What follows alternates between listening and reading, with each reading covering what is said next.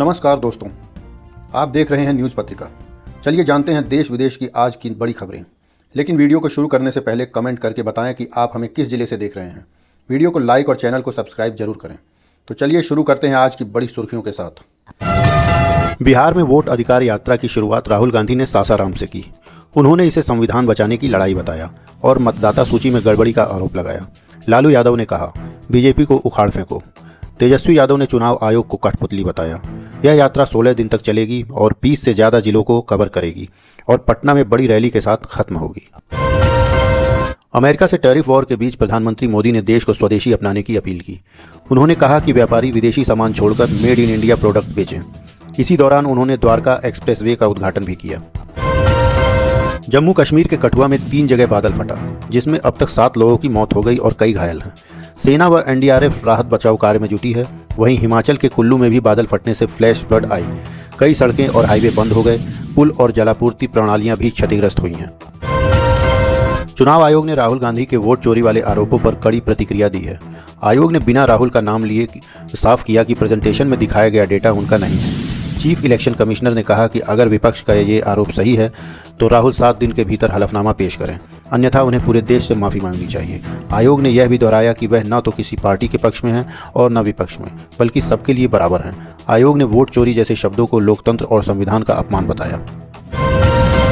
अखिलेश यादव ने एक वीडियो साझा किया जिसमें एक युवक भाजपा के लिए 8 बार वोट डालता दिखा। उन्होंने चुनाव आयोग को चुनौती दी और सवाल उठाए। मामला सामने आने के बाद चुनाव आयोग ने संबंधित बूथ पर रिपोल की सिफारिश की और जिम्मेदार अधिकारियों पर कार्रवाई का निर्देश दिया। आरोपी युवक को पुलिस ने गिरफ्तार कर लिया। कांग्रेस और सपा ने भाजपा पर लोकतंत्र को लूटने का आरोप लगाया। लखनऊ के तेलीबाग मार्केट में पीजीआई थाना क्षेत्र के अंतर्गत जन्माष्टमी के दौरान एक तेज रफ्तार स्कॉर्पियो जिस पर बीजेपी का झंडा लगा हुआ था, भीड़ में घुस गई और 10 लोगों को रौंद दिया। कई लोग गंभीर रूप से घायल हो गए और बच्चे समेत 3 लोग, राजेश, आनंद और 10 वर्षीय आरुष की ट्रॉमा सेंटर में भर्ती अवस्था में हालत गंभीर है। स्थानीय लोगों ने चालक को पकड़कर पुलिस के हवाले कर दिया। पुलिस जांच कर रही है और वाहन व चालक हिरासत में है। वाहन पर पहले से ही 3 चालान लगे थे और ड्राइवर अक्षय सिंह पर पूर्व में कई आपराधिक मामले दर्ज हैं। योगी ने अटल बिहारी वाजपेयी की पुण्यतिथि समारोह में कहा कि जो लोग पहले राम मंदिर की बात सुनकर हंसते थे, आज वही अयोध्या जगमगा रही है। उन्होंने यह भी रेखांकित किया कि पिछली दशकों में उत्तर प्रदेश बीमारू कहलाता था, लेकिन अब वह हर क्षेत्र में सुधार करते हुए बीमारियों का इलाज कर रहा है। अंतरिक्ष से लौटे ग्रुप कैप्टन शुभांशु शुक्ला रविवार तड़के दिल्ली पहुंचे, जहां पर उन्हें केंद्रीय विज्ञान और प्रौद्योगिकी राज्य मंत्री जितेंद्र सिंह और दिल्ली मुख्यमंत्री रेखा गुप्ता ने एयरपोर्ट पर गर्मजोशी से स्वागत किया। लखनऊ पुलिस ने एक व्यक्ति को गिरफ्तार किया जिसने टोयोटा फ्रेंचाइजी दिलाने के नाम पर फर्जी वेबसाइट बनाकर एक बिजनेसमैन से करीब 1 करोड़ की ठगी की। पीड़ित की शिकायत पर साइबर थाने में केस दर्ज कर आरोपी को पकड़ा।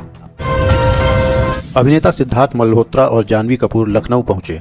एयरपोर्ट पर दोनों का फैंस की भारी भीड़ ने स्वागत किया। लोग सेल्फी लेने के लिए काफी उत्साहित दिखे। चुनाव आयोग ने राहुल गांधी का नाम लिए बिना कहा कि कांग्रेस द्वारा दिखाया गया डेटा हमारा नहीं है। आयोग ने 7 दिन में हलफनामा देने या देश से माफी मांगने को कहा, वरना आरोप निराधार माने जाएंगे। पीएम मोदी ने दिल्ली में द्वारका एक्सप्रेसवे और UER-2 जिसकी लागत 11,000 करोड़ का उद्घाटन किया। कार्यक्रम में उन्होंने विदेशी छोड़ो और स्वदेशी अपनाओ का संदेश दिया और व्यापारियों से मेड इन इंडिया उत्पाद बेचने की अपील की। मोदी ने कहा कि खादी व लोकल सामान अपनाना ही ताकत है। UPI और मोबाइल मैन्युफैक्चरिंग को उदाहरण बताकर उन्होंने भारत की आत्मनिर्भरता पर जोर दिया। यह संदेश अमेरिका के साथ चल रहे टैरिफ वॉर के बीच आया है।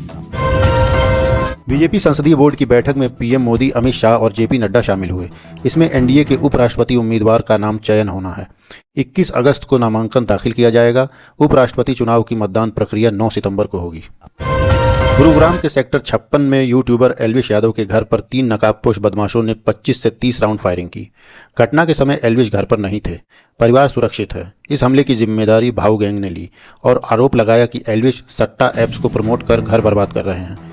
गैंग ने बाकी सोशल मीडिया इन्फ्लुएंसर्स को भी चेतावनी दी। पुलिस ने FIR दर्ज कर जांच शुरू कर दी है।